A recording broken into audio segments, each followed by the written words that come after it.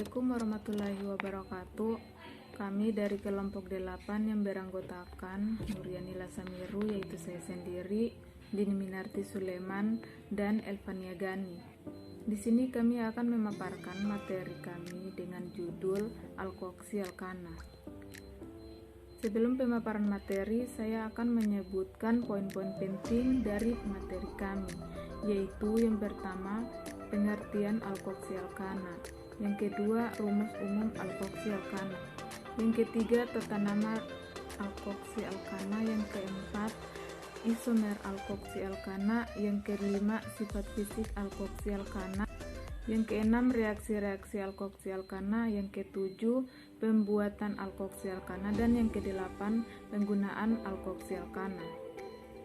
Langsung saja pengertian alkoksi alkana. Alkoksi alkana atau biasa disebut dengan eter adalah nama segolongan senyawa organik yang mengandung unsur karbon, hidrogen, dan oksigen dengan rumus umum RO,R aksan. Bila rumus ini dikaitkan dengan rumus air atau HOH, maka eter dapat dianggap sebagai turunan diakil dari senyawa air. Eter atau alkoksi alkana merupakan senyawa turunan alkana. Satu atom hidrogen atau H rantai alkana diganti dengan oleh gugus alkoksi, sehingga eter memiliki dua gugus alkil. Berikutnya, rumus umum. Eter atau alkoksi alkana adalah golongan senyawa yang mempunyai dua gugus alkil yang terikat pada satu atom oksigen. Dengan demikian, eter mempunyai rumus yaitu RO,R aksan, di mana R dan R1 adalah gugus alkil, boleh sama, boleh tidak. Contohnya, CH3 berikatan dengan CH2, selanjutnya berikatan dengan oksigen, selanjutnya berikatan dengan CH2, selanjutnya berikatan dengan CH3, atau R sama dengan eter homogen. Yang kedua, CH3 berikatan dengan oksigen, berikatan dengan CH2, berikatan dengan CH2, berikatan dengan CH3, atau R sama dengan eter majemuk. Selanjutnya, tata nama alkoksi alkana yang disampaikan oleh anggota kelompok. Saya Dini Minarti, saya akan melanjutkan pemaparan materi dari teman saya, yaitu tata nama eter atau alkoksi alkana. Penamaan eter atau alkoksi alkana dapat dilakukan dengan dua cara, yaitu penamaan alkil eter atau cara trivial dan menurut sistem IUPAC. Gugus OR disebut gugus alkoksi sehingga penataan nama senyawa eter dimulai dengan nama gugus alkoksi atau alkoksi alkana, diikuti oleh nama rantai utamanya. Yang pertama yaitu penamaan alkil eter atau trivial. Nama kedua gugus alkil disebut lebih dahulu, diurutkan berdasarkan abjad, kemudian ditambahkan eter. Jika kedua gugus alkil sama di awalan di, tata nama trivial untuk senyawa eter sangat sederhana dengan menyebutkan nama-nama gugus yang terikat pada atom oksigen dan kemudian ditambahkan kata eter.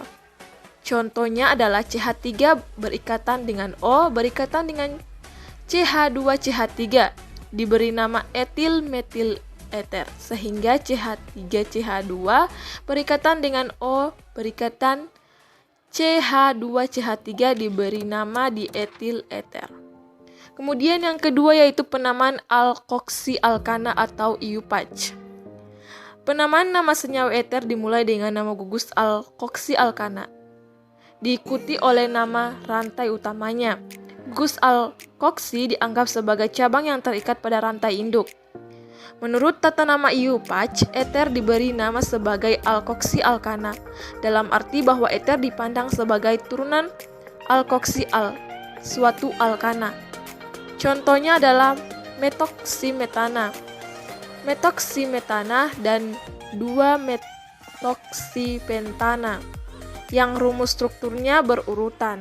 Bila senyawa yang menurunkan menurunkannya adalah alkena, maka nama yang diberikan adalah alkoksi alkena. Sebagai contoh adalah 1-metoksipropena yang mempunyai rumus CH3OCH.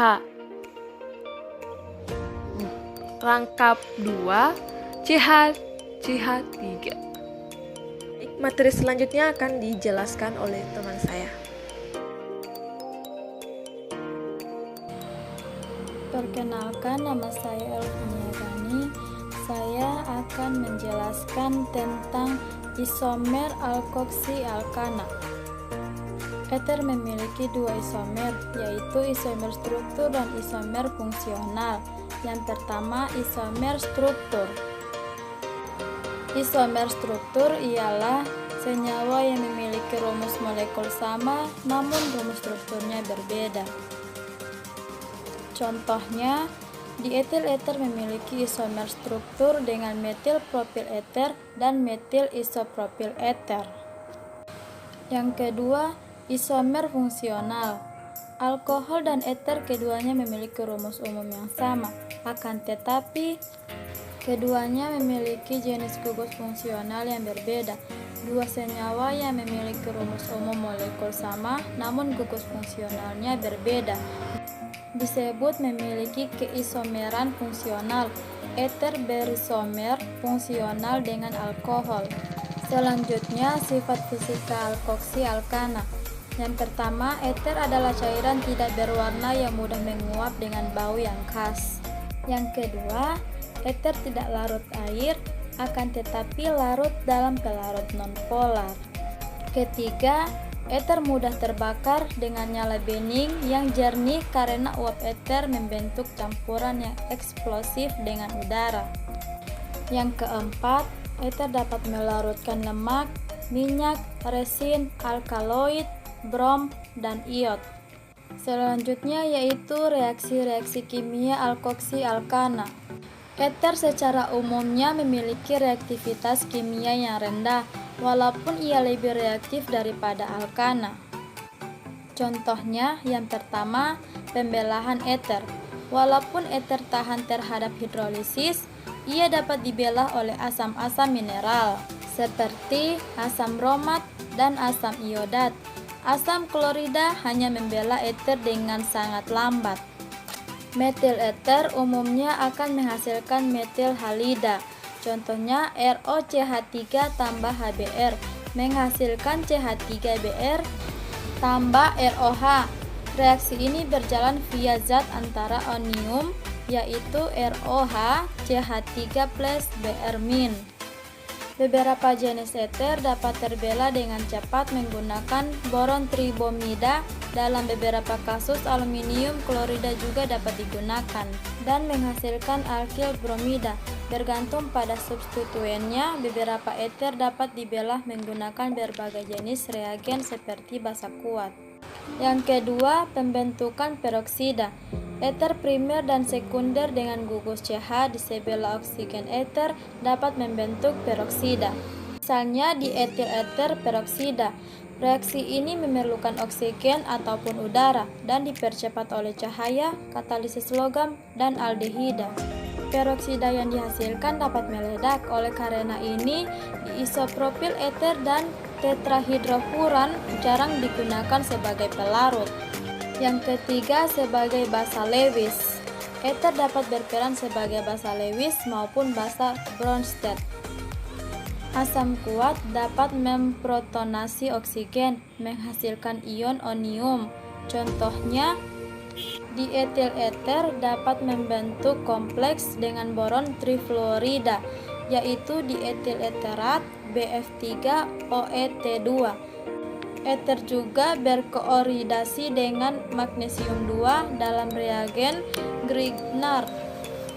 Polieter, misalnya eter mahkoya, dapat mengikat logam dengan sangat kuat.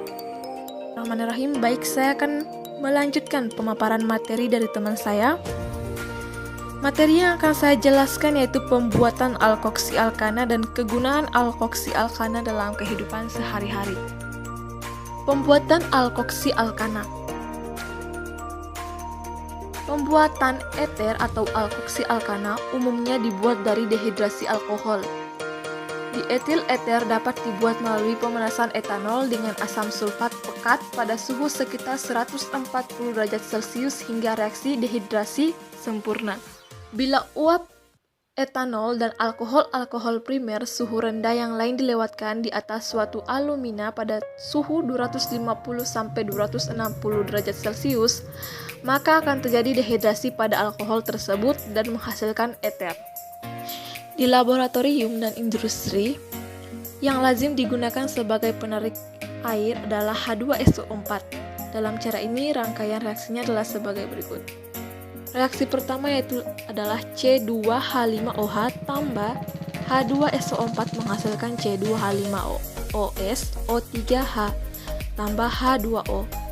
Kemudian reaksi kedua yaitu C2H5OS O3H tambah C2H5OH menghasilkan C2H5O C2H5 tambah H2SO4. Asam sulfat yang diperoleh dalam langkah 2 dapat bereaksi kembali dengan etanol seperti yang dituliskan dalam langkah 1. Oleh karena itu, cara pembuatan eter seperti ini dinamakan proses eterifikasi kontinu. Secara teoretik, dapat diduga bahwa dengan sekali penambahan asam sulfat dapat digunakan untuk membuat eter dengan jumlah alkohol yang tidak terbatas. Dalam kenyataannya, setelah jangka waktu tertentu, asam sulfatnya harus diperbaharui karena ada sebagian yang tereduksi menjadi asam sulfit. Dalam pembuatan eter dengan cara ini diperlukan suhu yang relatif rendah karena dalam keadaan panas, etil hidrogen sulfat C2H5OSO3H dapat terdekomposisi menjadi etilena dan asam sulfat. Suhu yang diperlukan adalah 120-140 derajat Celcius dengan katalis A12 SO4 3. Bila reaksi berlangsung pada suhu dari 145 derajat Celcius, memberikan hasil etilena. Perlu diketahui bahwa pembuatan eter dengan menggunakan asam sulfat ini hanya memberikan hasil sebaik-baiknya untuk eter. Suhu rendah dengan rantai linear. Bila diterapkan untuk membuat eter suhu tinggi dan bercabang, ternyata lebih banyak menghasilkan etena. Adapun pembuatan eter dari alkohol. Pembuatan eter dari alkohol melalui beberapa metode, yaitu metode sintetis eter Williamson. Yang kedua, metode mereaksikan alkil halida dengan perak iodida. Dan yang ketiga, metode kondensasi Ullmann. Yang keempat, metode adisi elektrofilik alkohol ke alkena. Dan yang terakhir yaitu metode pembuatan epoksida. Setelah itu beberapa penjelasan tentang pembuatan alkoksi alkana atau eter. Kemudian yaitu kegunaan alkoksi alkana dalam kehidupan sehari-hari. Penggunaan alkoksi alkana ini dapat digunakan dalam bidang medis, bidang otomotif, dan laboratorium. Yang pertama yaitu di bidang medis.